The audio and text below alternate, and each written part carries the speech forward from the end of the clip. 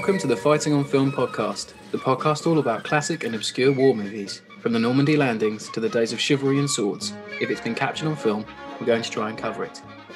I'm Robbie of RM Military History. I'm Matthew Moss of Historical Firearms and the Armourer's Bench.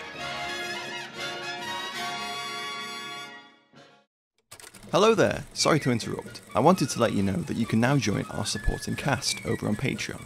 As thanks for your support, you'll be able to help us pick films, submit questions for guests, have first pick on brand new and exclusive merch, and much more. Thank you for your support. Now back to the show. Hello, welcome back to Fighting on Film. This week, we leave the films over to you, our amazing Patreon supporters who have voted Anzio for this month's Patreon pick. You heard Matt at the start of the show there in the ident that we roll every week. If you want to get involved in the show and pick a film, Patreon's the way to do it. So stick with us as we wade up the water and onto the beachhead to attack this one head on. See what I did there, Matt? Anzio? I see it. That was slick. That was good. Yeah. It's almost like we're writers, isn't it? You know, it's almost like we do this. 140 episodes in and we're finally getting right? to stride there. Yeah. I can finally write some prose. Hooray. So, I'll start off with production this week. So the shooting of Anzio started in May 1967, and it was shot on location in Italy, in Anzio itself, Rome and Taranto. The shot of Rome filled with troops at the very end was at the time reported to be one of the biggest scenes ever shot in the city. And I got to admit, that is a good scene. You don't see much of it though. Blink and you'll miss it. Yeah, I mean, that's great for them, but more on that later. It's in there. Boy, it be a film. A co-Italian. I must sure actually, before we go on, I must say that this week's Patreon pick, Anzio, was one of my picks. It was. If anyone out there wants to go through the Patreon pick episodes, and that'd be a bit of a slog, but if anyone out there wants to do like a league table, because I want to see how many of my picks and Matt's picks have been chosen. That's a good point, actually. Have like a little league. I feel like me throwing Hornblower in the ring for like 8 weeks. It might have tipped the balance. Kind of, I don't know whether it's quite that long. We need a Patreon pick league for the end of the year. We do something fun with it. If we knew. Yeah, I know you put 12 soldiers in, like 12 strong. Times, yeah, because I quite like 12 that. strong, that's it. It's the only war film that I think has a Carhartt brand like advert in it. It's very odd. Just because you're entering your Carhartt phase. Yeah. Production. Less said about my fashion, the better. So as I said, it's a co-Italian and American production with Dino De Laurentiis' own studio serving as a production company. He's a really famous producer. He was the film's producer on this one. And Columbia Pictures acted as its distributor overseas. And it's directed by the two-time Oscar-nominated Edward Dmytryk from The Caine Mutiny, famous film. We need to do that one day. It's one of the best. Yeah, totally. Supposedly the film that Michael Caine took his Caine moniker from. I've heard that, yeah. Apparently, yeah. Something about him going to do something and he'd seen the Caine Mutiny on a billboard or something and he went for that. That's a nice bit of trivia. But Dmytryk himself also directed a couple more war films. He did Behind the Rising Sun in 1943 that also starred a very young Robert Ryan, and Back to Bataan, which is a John Wayne film, and The Young Lions in 1958. And he wrote about working on the film and his relationship with the producer and shooting the film in his 1978 memoir, It's a Hell of a Life, but Not a Bad Living. So this is one of his recollections. Then I was shooting a short scene in a landing craft. The soldiers were crammed inside, guns slung over their shoulders. I was about to turn the camera when I noticed that one of the guns resembled a pretzel. A closer inspection showed all our guns were made of rubber. I resorted to screaming again, a technique I'd relearnt when I started shooting Anzio. I was told that Dino had an argument with our gun supplier and refused to meet his terms. I sat down in my chair and said I'd start shooting when we had proper weapons. Sometime after lunch, we were back at work. Still, there were days when we marched onto ships complete with tanks, troop carriers, and onlookers with the troops parading down the Via Dan San Giorgio, through the Arch of Constantine and around the Colosseum, and later on the same day marching around the Forum. All in all, it wasn't a bad show. Maybe that explains why the 40% of US soldiers in this film have SMLEs. Yeah, it's an odd choice, isn't it? Yeah. Yeah, I've never seen so many. Yeah, but then I read about those. There were some Americans that did use SMLEs for like once or twice. Is it a bit of jury's out on that one? Is it? there's something on the internet that says, yeah, when logistics required it, and I'm like, I don't know for any I've instances where seen. that's happened. Gonna have to I've go through some see. war I'm not. diaries I'm for not. that one. I've seen, and this you're gonna. Everyone's gonna be like, oh, it's Osprey art, but I've seen an Osprey book with a guy with an SMLE number four. Great. Sorry, with a number four Lee Enfield with an American arrow belt. I think he's the actual regiment that Falk is. Falk's supposed to be. Yeah. Yeah, so there might be something in there. Maybe the Canadian connection. They were supplied Yeah. Okay. SMLEs. Special Maybe. services thing. Yeah. Yeah, maybe. Anyway, back to the production. No idea. Sidetracking early this week. Italian director Giulio Coletti also worked on the film. He's best known for 1954's Submarine Attack, which is an Italian production. He also produced a number of spaghetti war films, such as Full Gore Division in 1954 and Hell Raiders of the Deep in 1942, about Italian frogmen. There was some on-set tension, apparently, between Falk and Mitchum. George Segal was told by Peter Falk that he found it hard to confront Mitchum after receiving a tirade of anti-Semitic abuse from him. Not the first time I've heard Mitchum being a bit of a difficult person. Yeah, Falk doesn't mention that in his actual No, he memoir from doesn't know either. 2007. Had a look through. I looked if Segal had said anything about it online. I couldn't find anything. I wonder what the source is then, because I know that's on one or two film trivia Yeah, it's sites. on IMDb. That's where I found it. So I went Yeah, backwards, and because that's what annoys me with IMDb. You don't have to cite your source. You can. It's just this is curated done, isn't the it? eternal problem. Oh, We're I know, right? historians, so we're like, that's not Damn good you! enough, I'm afraid. Where's your primary source? We need some sources. Um, that's interesting because Falk doesn't mention it in his No. biography. He dedicates a small chapter to the film, and most of it he's talking about his interactions with the producer you just mentioned. Yeah. Because I mean, one of the interesting things about the film before we move on away from production, this probably fits in quite well. I'm nearly finished with production. Nearly there. So Falk initially got offered the role, apparently, before the script was completely finished, and he spoke to a writer, and they gave him an outline of the part, and he hated it. Yeah. So he turned it down, said no. Fast forward 6 months, he gets offered the role again, and he's promised that there's been a complete rewrite. The script is all been refreshed, been tweaked. So he agrees to do the role at the behest of his agent. So he flies all the way to Rome, gets into his hotel room, finds a script on the desk, picks it up, reads it, falls asleep hating it, wakes up the next morning, double checks, reads it again, still hates it. Wow. And he says, it wasn't interesting. The characters were all cliches. I fell asleep. The next morning, the first thing I checked was the script. My reaction, second time reading it, was the same as the first. My part was lousy, old hat, nothing to act. My part was lousy, nothing to act. Wait a minute here. Wait a minute. Just one more thing about this script, He literally did do that to De Laurentiis. He just one more thing. He just had the scripts in his hand, walking out that trailer or that hotel room. Just one more thing. We can't mention Peter Falk without mentioning Columbo. They're hand in hand, aren't they? Exactly. No, but it's really interesting. How you apparently he rewrote a lot of his own dialogue.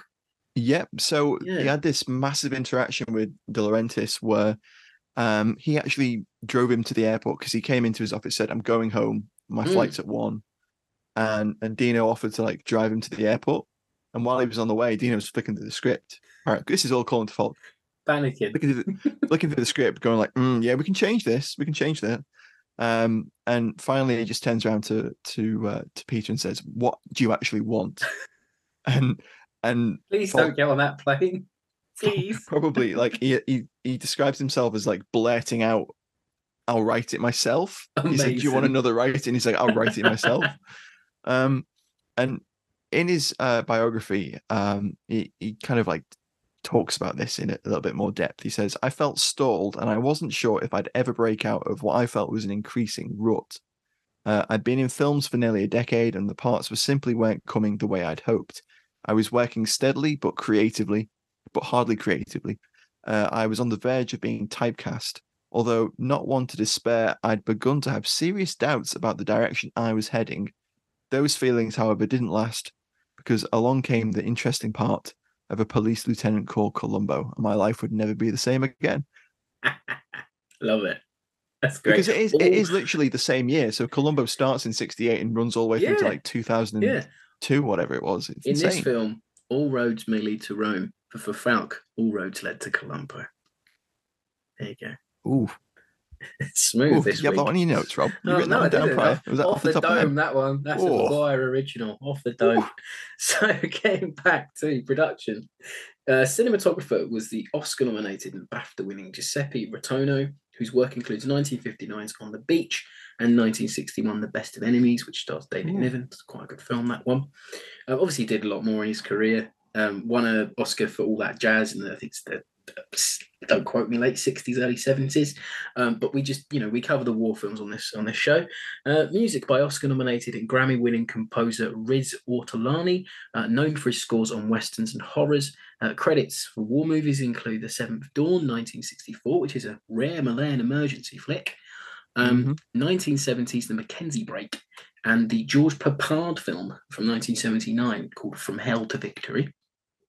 The film itself is actually based on a 1961 book called Anzio, written by British war correspondent Winford Vaughan-Thomas, who spent the duration of the Anzio campaign there. I kind of wish the movie had kept him, or kept a version of him at least, as the main character and not made him American. Yeah, I agree. Kind of wish that.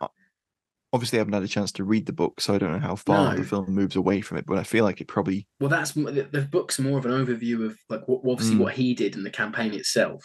yeah. I feel like as we'll talk about later, I feel like the film has a fair crack at it. Yeah, it tries to like hit the beats of the campaign, doesn't it? Yeah, And try and explain some of the failings and stuff. But in its yeah, own kind of way. Yeah. yeah. Released on July 24th, 1968 in the US and early August 1968 in the UK. It was actually called The Battle for Anzio here. Box office was 1.4 million, was unable to find a budget this week. Sometimes it happens. And the retro review this week comes from the New York Times, written by Vincent Carnaby from July 25th, 1968. And I've chopped it up a bit, but it's I think I have to read quite a long section for you to get how he felt. So the review headline is called Standard Warfare. And he goes on to say, Anzio is a very ordinary war movie with an epic title. Produced by Dino De Laurentiis, the Italian producer who thinks big but often produces small. Once his troops have made their landings, the story narrows down to a standard one of a small patrol caught behind enemy lines, completely ignored by the screenplay by Harry A. L. Craig.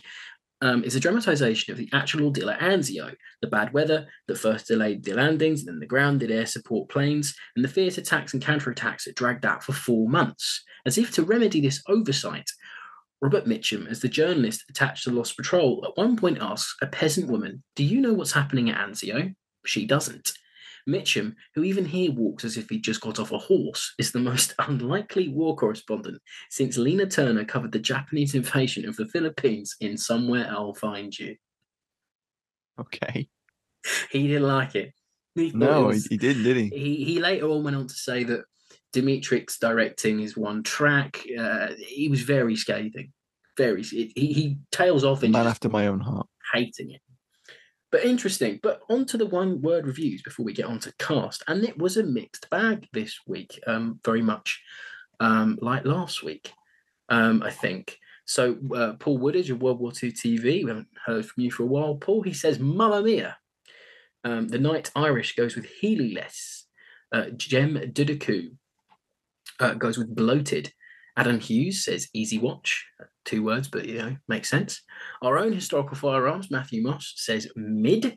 That's a new slang word for something that's a bit mediocre. Lost in Translation goes with I should do a rewatch. And then he also went with hashtag Falk. Brian Williams goes with Flawed. Ian McKellen says Parody. And round us off this week, Tim Selby goes with Snipers. Yeah. Yeah. Pretty interesting field there. Some descriptive, some reactionary, I think. Yeah. I think as well the review I didn't read out, but it is very much like you either like it or you don't. Yeah. It depends what you want from a film. I want more from this, really. I think it's a bit middling. Um, So do I. which is kind of why I chose it because it's interesting. You know, it's in a weird vein of war movies where it's about a campaign that doesn't get much love in terms of True. screen Very time. true. The most Italian war films you get are Italian-made productions in the 60s and 70s that are part of the Mm, spaghetti warfare genre. There's some great ones that stand out, like 4 Days in Naples or Rome yeah. Open City. They spring to mind. But there's not really a one about the US Army's experience or the British's experience you can pin your hat on.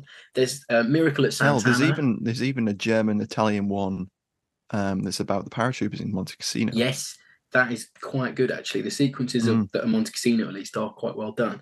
Yeah, but there's Miracle at Santana we talked about last week. yeah. But there's actually a 60s series that was done as like a sort of sister show to Combat, which is called The Gallant Men, which is about the US in Italy, and that was devised by Robert Altman. Actually, Ah, found out okay. today. Okay. Yeah, and there's a war correspondent character in that hits the beaches with the main cast. I watched a bit of it earlier. Looks quite good. You know, they do some nice stock footage cutting in and cutting out, which they didn't do in this. No. Um, but anyway, that's getting off track again. But yeah, it's an interesting piece anyway. But maybe Matt, you should tell us the cast before we go any further. So just to round up the cast, there's a few, but the principal, you know, Mm. actors in this are we got Robert Mitchum and Peter Falk as the top of the bill. Mitchum plays Dick Ennis, a war correspondent, so that's a bit of a revisit of the story of G.I. Joe There you in a go. lot of ways, from 1945, where he obviously famously portrayed Ernie Pyle. Um, Oh no, we've covered Mitchum didn't play Paul, did he? It was um Burgess Meredith. Uh, yeah. sorry, I misheard you there. No, I Sorry. think the way I said it was a bit ambiguous. I was Yeah, like, say sorry. it's yeah. I was like, I mean, cut you off No, there, but I was like, hang on, no, because I you're quite absolutely right. I was a bit ambiguous. chuffing It adore sounded that like film. it Yeah. sounded like I was saying that Ernie Pyle was played by No, Mitchum, he's but he he's a wasn't. Mitchum's a sergeant in it. I forget the Yeah, sergeant's name, but yeah, yeah. His and only Mitchum's Oscar-nominated role, by the way. yeah. Yeah. Well, Mitchum's good at playing that kind of role, and Oh yeah, brilliant. I mean, we'll talk more about what he's like in this film later He's on. But like John Wayne in this. It doesn't work. He's too no, stiff. there's something not quite clicking, is there? Yeah, you want a war correspondent like the war correspondent out of Objective Burma. That guy. Mm. You want someone a little bit more aloof, a little bit more sort of not right. Mitchum looks like he could be playing a commanding officer or a grizzled sergeant in this. Like he doesn't come across as a war correspondent. I know some were gruff, but that don't work for me. Sorry, Matt. So let's just run through some of his prior war movie credits. We've got Aerial Gunner 1943, Corvette K225 in 43 as well, and Minesweeper in 43 as well. Mentioned a moment ago, Story of G.I. Joe, 1 Minute to Zero in 1952, Heaven Knows Mr. Allison 1957, The Enemy Below, which we've covered on the show before, and we quite like Mitchum in that one, Oh, he's great in in that. Yeah. 1957. The Hunters in 1958. Longest Day in 62, Midway in 76, Breakthrough in 79, and then he had those two miniseries, those big miniseries in the 80s, The Winds of War and Remembrance. And then, of course, mentioned earlier that the other top billing for the film is Peter Falk as Corporal Jack Rabinoff. He was in Attack and Retreat in 1964, Castle Keep in 1969, and Operation Snafu in 1970. So not a great many war movie roles for him, but Some I good think ones though. Castle Keep's an interesting one. We should do that it is. soon. We definitely need to cover it because I mean, there's a whole load in this week's cast that was like, oh, we need to cover that. Oh, we need to cover that. Yeah. But as I mentioned earlier, he was very aware of not wanting to be typecast, which is kind of ironic that he would come to be known for such an iconic role as Yeah. Columbo, and that Yeah. really did typecast him, and I he was guess it's happy in that role. what you want to be typecast as, you know. Yeah, perhaps so. Yeah. Then we got Robert Ryan, giving it a full day's work with the role of Lieutenant General Carson. He's in it for all of like 2 scenes. One of them is Yeah. my favorite. Picking up his There's check. there's one where he's like giving a press briefing as they board the ships before they head to begin the landings, which is a nice little scene. He looks like And he's still in the costume that he was wearing in Battle of the Bulge, like even down to like the neckerchief. Like it's really a weird. Go yeah, and see him in Battle of the Bulge. Look up a photo, and then look up a photo it's of like him the in costume this. designer was just like, screw it, we'll just put him exactly in Just that. maybe it was the same guy. They just had the same Could have been, costume, and could have he's been. like, that's an easy day. Don't have to have a fitting. Ryan's roles include Behind the Rising Sun in 1943, The Iron Major in the same year, Marine Raiders in 44, Flying Leathernecks in 51, Men in War 1957. I think we've covered that one. Men in War. Gavin in The Longest Day, of course, 1962. Yes. Battle of the Bulge in 65, Dirty Dozen in 67, Custer of the West, same year, Anzio 68, and The Wild Bunch in 1969. Is So he US Percy Herbert? The amount of war films he's in. kind of is. And of course, The Ooh, Professionals, which, yeah, he it was counts. underused in. Massively. Yeah, he was old by that point. Yeah. Well, he's only No, like hang on. maybe No, he's only like older in 2 years this. older. Yeah, hang Yeah. on. He seems older in that though, because he was. Yeah. Yeah. I Okay. think they try and make his character feel that way. Yeah. Yeah. I think the Yeah. quality of the film I watched this week was worse than this one. Like my DVD of it isn't great quality, so I was Really. just yeah. Then we've got Earl Holliman as Sergeant Abe Stimler. He was in Destination Gobi in 53, Bridges of Toko-Ri, Armored Command in 1961, and lots of westerns. Very recognizable face if you've Mm. ever watched a Yeah, western. very. I was trying to place him forever, and I went on the IMDb. I was like, I've seen that Western. Yeah, Yeah. we need to do some military focused westerns. I think There's enough of them. Yeah. there's a ton, and there's some great ones as well. We've got Mark Damon as Private Wally Richardson. He was in Screaming Eagles in 1956, Longest Day in 62, Shortest Day in 1963, another That's a Italian funny production. one. Yeah. And then, perhaps most influentially, he was quite a prominent producer, producing Bat 21, Stalingrad 1993, Wow. Das Boot, Lone Survivor, and The Last Full Measure. So he was either producer or executive producer on a lot of What those a career movies. turnaround. That's Yeah, incredible. yeah, some Wow. really influential stuff. Yeah. Um, then we've got Arthur Kennedy as Major Jack Leslie, who's pretty much definitely based on Major General Lucas. Mm-hmm. Um, he was a four-time Oscar nominee. Yeah. He was in They Died with Their Boots on the Air Force in 1943 and had a role in Lawrence of Arabia as well. Mm. He brings glints of that Oscar capability, Yeah, he but he's does. not got a lot of what he's doing The is script exposition. isn't there Yeah, really, it's you true. know, and you can tell from Falk. I think was from what you want to know about the script from Falk's diet from Yeah, Falk's biography. It's not as strong as it could be, and then when it wants to try and be stronger, it kind of can't do it. Like the end mm, speech is a little bit hackneyed yeah, and like cliche, but yet he contradicts himself right at the end when he says about like men enjoy killing, but then like, oh, but they don't. And I'm like, what? It's confusing. I'm like, what do you yeah. actually mean here, Robert? Like, you were shooting someone like 2 seconds ago. Like, and I'll do it again. I'll kill again. Like, I was like, what are you trying to say, Robert? Like, you're a Yeah. war correspondent. Arthur Kennedy's there, like, what's going on? What's this What? bloke going on about? Um. Anyway, Guts? This man's that man, that insane.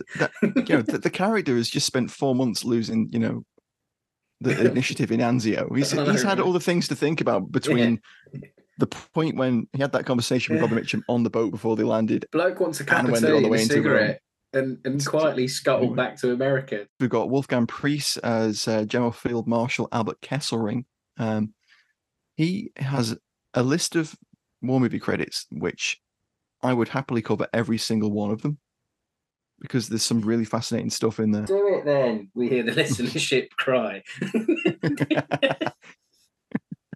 So we got Canaris 1954, the plot to assassinate Hitler in 55, the Green Devils at Monte Cassino in 58. That's the Yes. German um, Fallschirmjäger movie about Monte Cassino. Stalingrad Dogs Do You Want to Live Forever 1959, an early Stalingrad movie, an early German Stalingrad movie. Lafayette, an early American Revolution movie, 1961.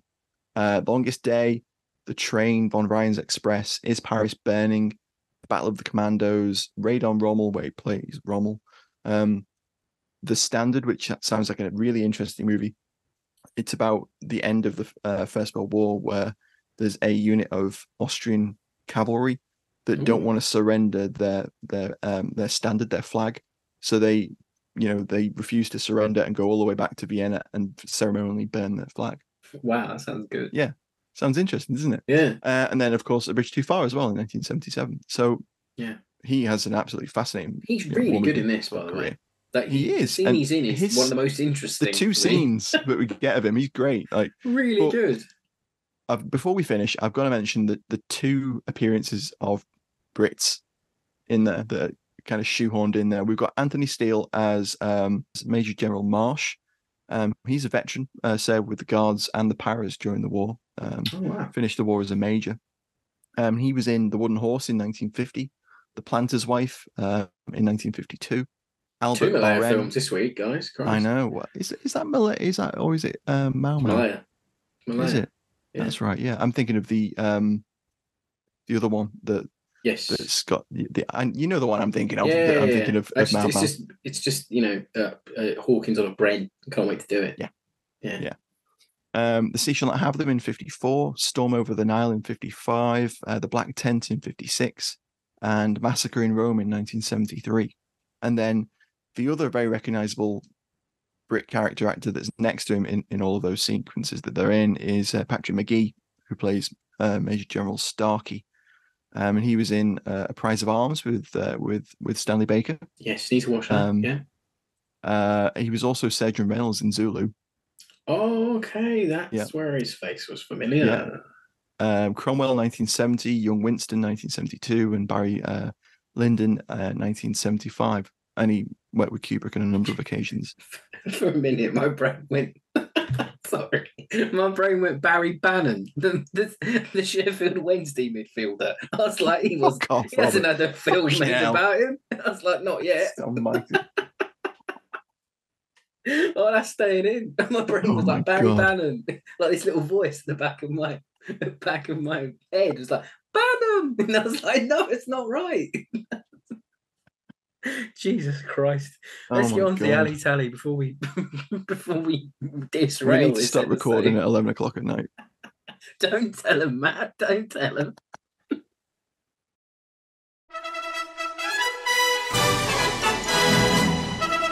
It's time for Alley Tally on Fighting on Film.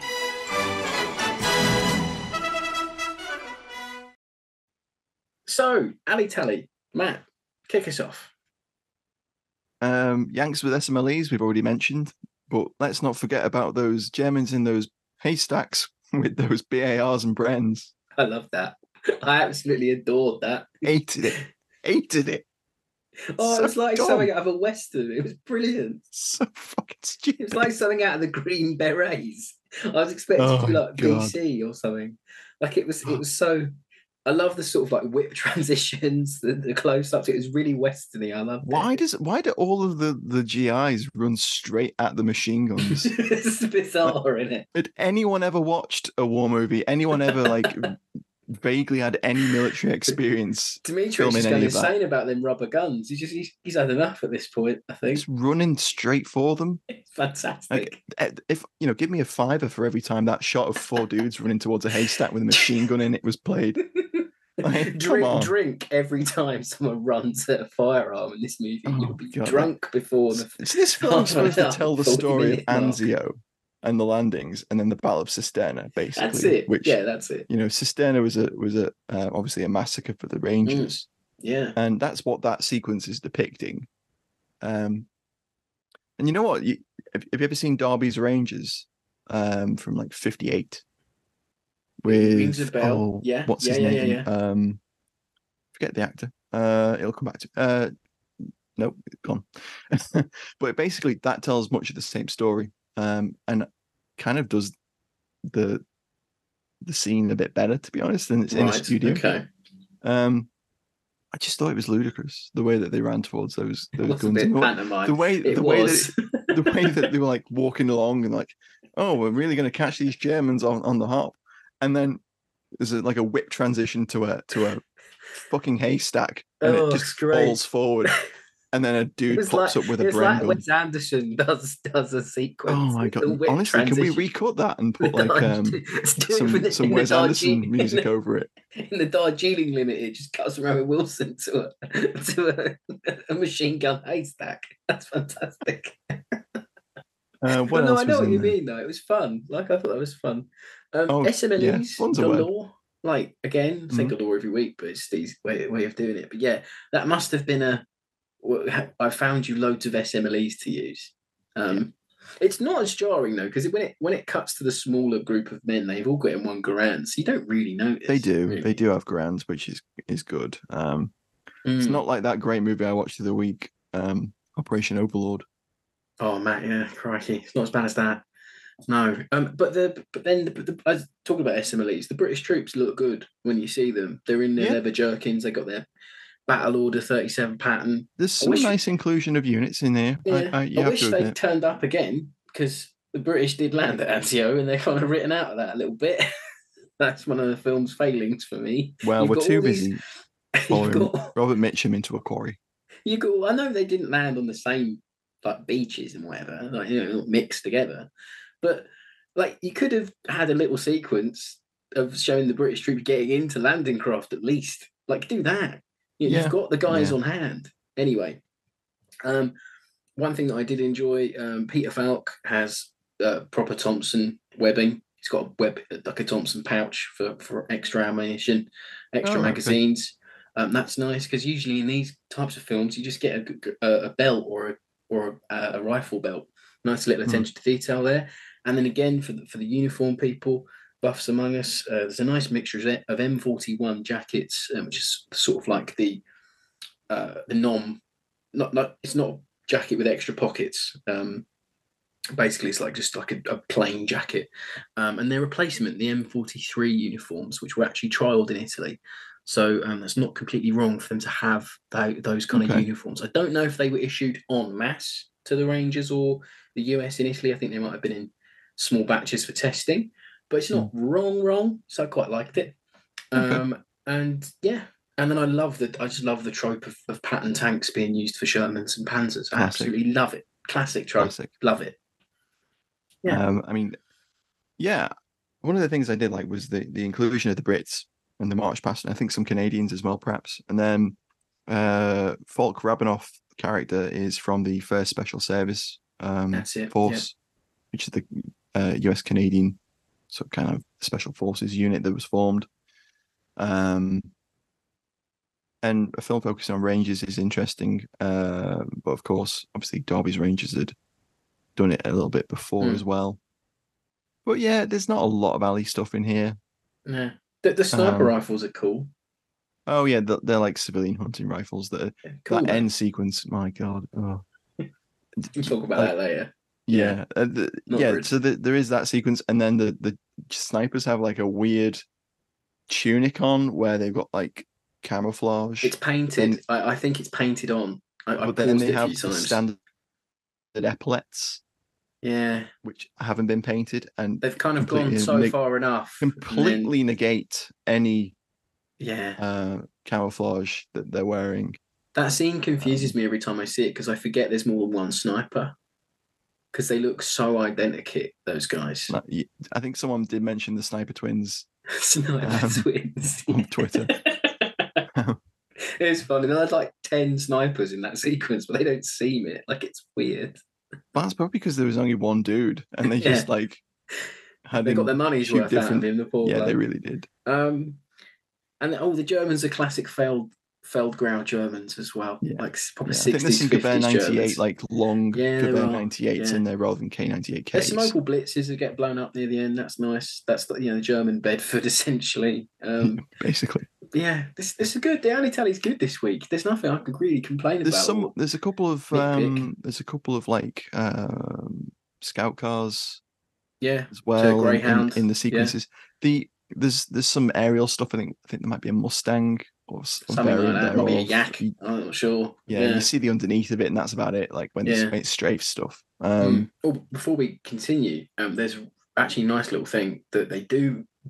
And if you don't know, you don't know. But if you know, you know.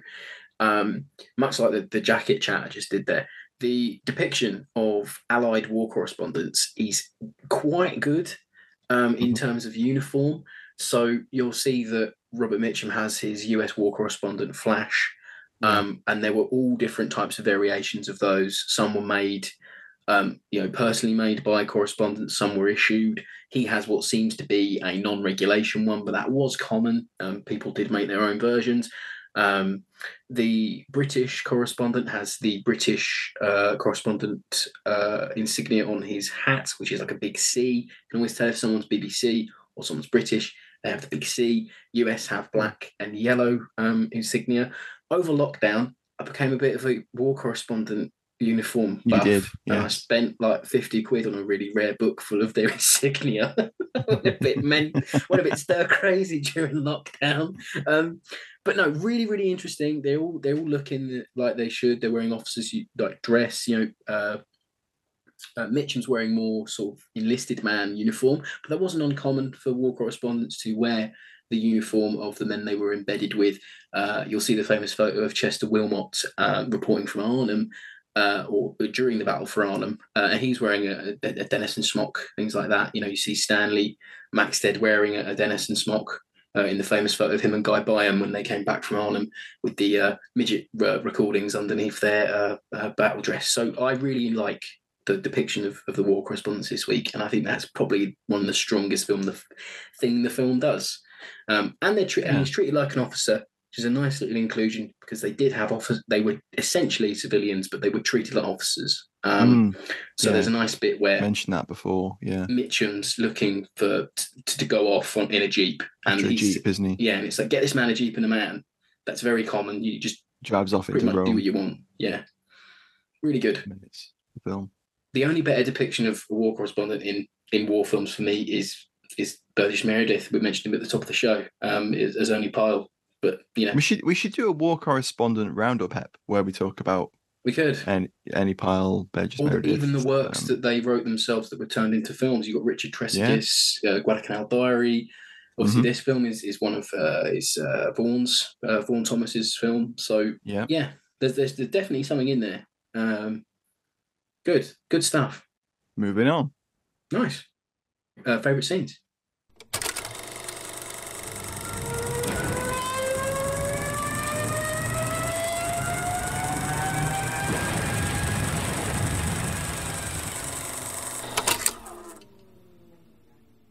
Shall I kick us off for favourite scenes? Yeah.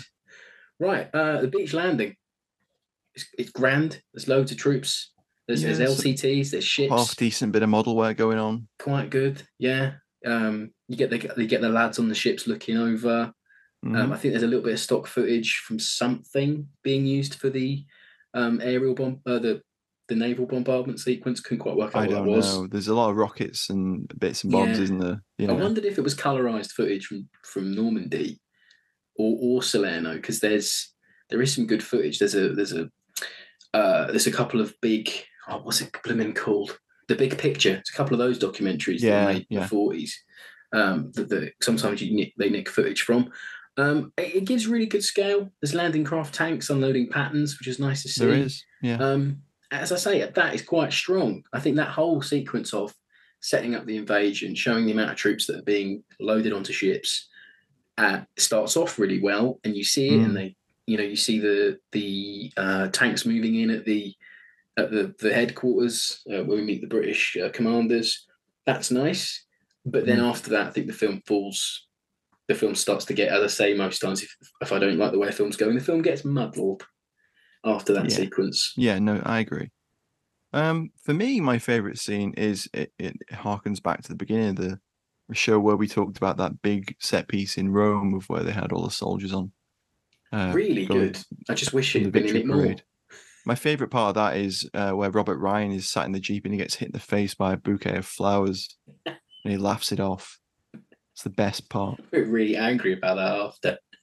He just 2 days on this picture and I was hit in the face by a bouquet of flowers. there's like a little setup for it as well, where like there's like a staff officer hands a little bouquet of flowers to someone. I think it's a woman, and like pushes her forward to like throw them, and It's she cool, throws isn't them, and it? it's like there's like a sharp cut, and it's just like Robert Ryan getting hit in the face from the Yeah. completely It's different funny. side, Yeah. completely different. Like she throws it from the left, he gets hit from the right in the face by this bouquet, and Classic edit there.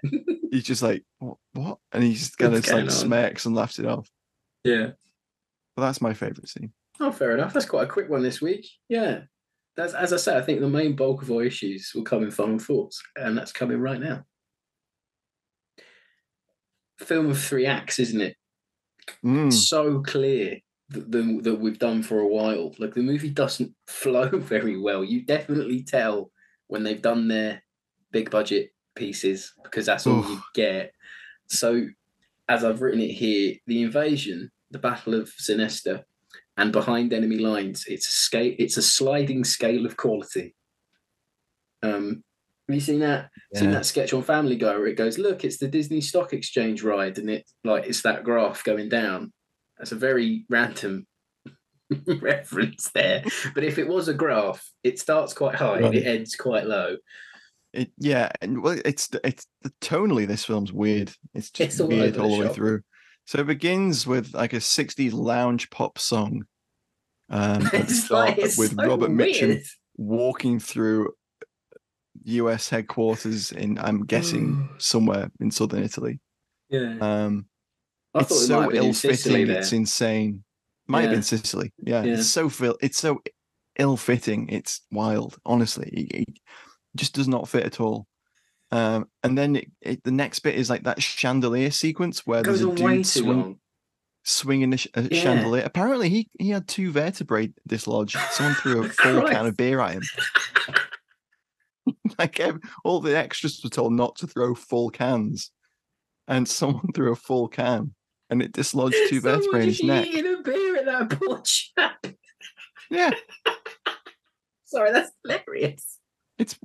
Yeah. Because in that scene, people are throwing things quite hard. They are. That's hilarious. You know, and to his credit, he finishes the scene. Yeah, he does. Yeah, he holds on. He beats the records. Falk's entrance is quite nice. Yeah, it's quite good, like that bit. Yeah. Where he's good. He's the standout in this, really, isn't he? Starts a big fight. Oh yeah, of course he is. I mean, we're going to talk about that in a minute, but yeah. I just really did not enjoy this film. I'm going to say Matt's it now. Matt's like me last week with Blood and Gold. If you listened, go back if you didn't. But yeah, we were on opposing sides. I don't hate this. I think it has redeeming qualities. Oh, I don't. It's. I kind of like it in a weird way because I like it how that it's essentially a big budget spaghetti war film.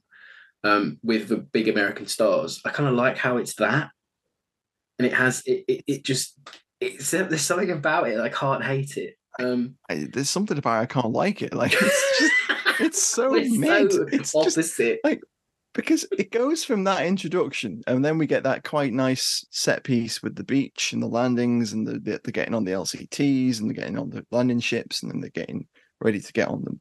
The transport off the transports into the landing craft, and they go ashore, and it's great. And you think, okay, cool, we're gonna get some nice set pieces. I forgot about the bit with the mines throwing the tiles. Oh right, well let me refresh your memory about that. They would have been completely fine walking through that field because they were anti-tank mines. Oh, sorry, should have brought this up in the alley tally, mate. Yeah, I know. I can't mention it now. I didn't mention it earlier. You're not allowed now. The rivet counter o'clock here. You're not allowed. That's his section. So yeah, I hate that bit. I just hate it so much. Like I hated the set piece. And then they skip through the fucking minefield. Oh, Jesus! Like ballet. It's like so. By the time they get to the middle of it, he's like literally just sort of like slightly stooping when he's throwing them. And the tile he throws gets completely obliterated. Sequence is like the standard for doing minefield sequences. Yeah, for tension at least. There's no tension in that scene. We should do a. We forgot about the flamethrower tank as well. That's cool. That was okay, wasn't it? Let me outline how dysfunctional this film in sort of tone is. I just remember Matt live messaging me. I was trying to go to bed and he was messaging me, being like, "Rob, I don't like it. It's too long." That's normally your line. Why did you choose this? I was like, because you've got to have a varied choice for the Patreons. Oh my god! So it starts with obviously what we've just discussed: chandelier, yeah, awful pop song. Then we get a big set piece landing, great. Then we get a terrible battle where fucking haystacks fall apart and men pop out of them. Cartoon shit. Have you seen Stop That Tank? Watch the Disney film Stop That Tank made about the boys' anti-tank rifle by Disney for the Canadian Army. One dude is in a That's an insane reference off the top of the dome. That's fantastic. But it is. Then after that we get a terrible like minefield sequence where Mitchum takes command, and then what happens then? Like, I just don't care for Mitchum. Where it becomes Guns of Navarone, where they like find the Gothic line or whatever it is they're building, and they go off and scout that out. He gets lost and goes to sleep in a fucking barbed wire. I think it's the Gustav obstacle line you're actually thinking of. Okay, thank you. Yeah, so sorry. he falls asleep, wakes up, and then some German guy's like dog is nudging him, and he leads him out of the barbed wire maze, which is that's nice and stuff. Character gets killed, and then we get like this weird bit where they're in a crater-filled quarry. Quarry count number 2 weeks in a row, 3 weeks. I don't know. Smash cut half the cast that we've been with the whole film is dead. They just pick them off really quick. Like the only guy that gets like an honourable death is I forget who he is, because the guys that aren't Falk or Mitchum are a bit interchangeable, I'm afraid. Yes. Character wise, not actor wise, but like characterization, there's just not enough of them. Not enough going on. But the guy that gets shoots the German officer sentry to help Mitchum get away. Yeah. And then he's being searched and he takes the boy's picture. Yeah, I think that's Richardson. Mark Damon. I think that's him. And he fights him for the picture, and that's really quite powerful. Actually, I wasn't expecting that. That's a nice little sequence. Well done sequence. You got the but it's ruined by the fact that it's got Robert Mitchum like watching him from the tree line, being like, not helping him. Yeah, we can't do anything. He hasn't got a weapon, but he's just like watching. Yeah, just watching, be like, oh yeah, I'll have to write about that later, won't I? Mitchum is the person in this movie. He's just looking at him going, "This will make a good story." I'm like, "You're a fucking hack, Robert. You're an absolute hack." Yeah, he never makes any notes. No, it's all in there. It's all up there. All up there, isn't it? Yeah. So, and then there's that bit in the house where they probably get that entire Italian family murdered because they ambush some German soldiers that come in. Falk gets a good death because he actually has blood like spurt out of his chest, which was nice. He does, and Falk is probably the only person in this film that has any character development because they set him up as a rambunctious NCO corporal. He wrote that scene where he's in the back of the truck. That was funny. Where he's like paying off his 2 whores that he's been pimping out and making money off. In the Dodge ambulance. Yeah. Then later on he has that sequence in the farmhouse where he has the attack of the shrapnel that's still in his gut, which was quite nice. From Japan. He explains he was in the Japanese front. Yeah. Yeah. I can't remember exactly where he was. Sorry, the Pacific Theatre, not the fucking Japanese front. What am I talking about? People know. They know what you're talking about, Rob. I thought that was cool because I was like, that makes no sense, but I love it. Like, I just think what he was saying, I was like, what? And he's straight up again. Stomach. He's like, no, I'm fine. Let's carry on singing Bye Bye Blackbird. Because I like the duality of Falk being like, oh, it's cliched and I wanted to rewrite it and I didn't like it. Yet the character he comes up with is horrendously cliched at times. I just love it. Like, there's something about it. In Falk's words, he says, Anzio is not my best example of good acting. While I enjoyed my time in Italy and I felt my career was no longer presenting me with acting challenges. Okay, I think he's all right. He's the redeeming quality out of this. Yeah, I know. My biggest gripe is that you don't see the British enough, which I think is a missed opportunity because it's called Anzio. The only time you see but the you don't see a British lot is of where Anzio. they're exposition merchants, where they turn up to go, well, sir, we really should be pushing out of the beachhead, should we not? Should we not be advancing? And the American general's like, no, we're good. I'm too cool. It just gives it the whole "I'm too cool for school." Overly cautious. Not yeah. Yeah. And Patrick McGee's there like chewing the scenery, like, can we please advance? Like, Let's do something. Yeah, exactly. A rare film where the Brits are right, telling Americans what to do. Come on, gotta be said. Get the fucking lead out, boys. Come on. Yeah. Them patterns, just get them patterns rolling, boys. So it's I mean, to cut a long story short, this week, I like it for the wrong reasons. So I understand that it is a flawed picture, not a lot going on for it. Kind of wish that like Mitchum had been British to ode to the original writer of the source material. I think it would have been an interesting, nice little role for Stanley Baker there.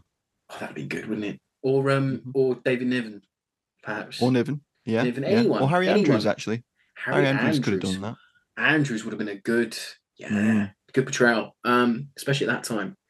So I think it might have some of that ending sort of thing about the duality of doing. It's so that. Let me just cap off my diatribe about this film before we talk about the end sequence where he has a chat with the general. Like, so we get the weird sniper sequence, which is like in a contextual landscape of Zero. It's a quarry with some craters in it, and they're running around, and people get shot, and Falk dies. Yeah, and then it's supposed to be this big, impactful sequence where Mitchum finally picks up a gun and has to like fight and kill a German, because the whole push throughout the film has been he's on a quest to find out why men fight, and we'll talk about the payoff for that in a moment. But after that, you kind of get this weird wrap up like segment where it goes, where it shows a completely disjointed, very flat combat sequence of US forces breaking through that defensive line that they discovered was being built. Yeah.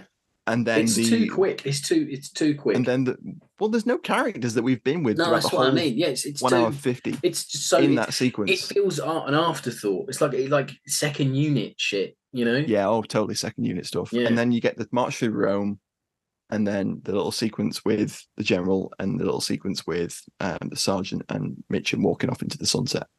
And it's just doesn't work for me. No. And that's what I mean. I like it for the wrong reasons. Like any real movie worth its salt would have ended on Mitchum's chat with the general, and it would have been like, the general's to blame here. Cut. End. But you get this extra. Although the Rome sequence is cool, it's tacked on.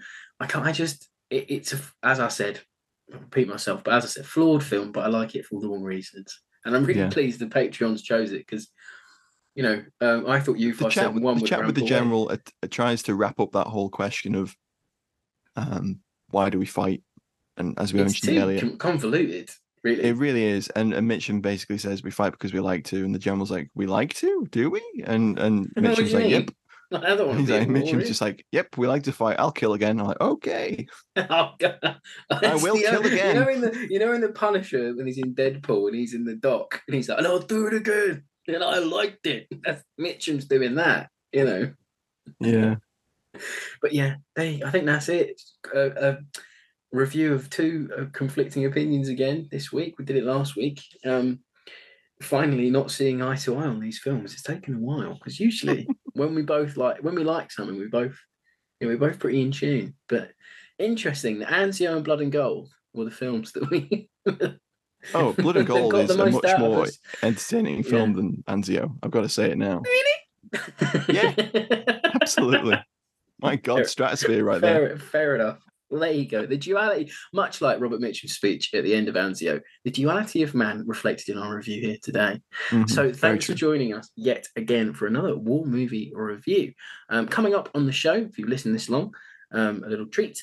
We will be talking again to the fantastic Dwayne Epstein about his recent book, Killing Generals, all about the making of The Dirty Dozen. Me and Matt listened to it on a very long drive on audio book. And I think, Matt, what a great book. We're really looking forward to talking about that one because you mentioned it when we reviewed The Dirty Dozen back in December. He was working on it when we had him on the last time as well. Great book, guys. If you haven't listened to it, please go and get a copy. And yeah, we'll be chatting to him soon on the show, so look out for that. And do join us again next week for another war movie review. Check out the website, fightingonfilm.com, leave us a review, and we'll catch you again. Thanks for listening. Bye, guys. Bye.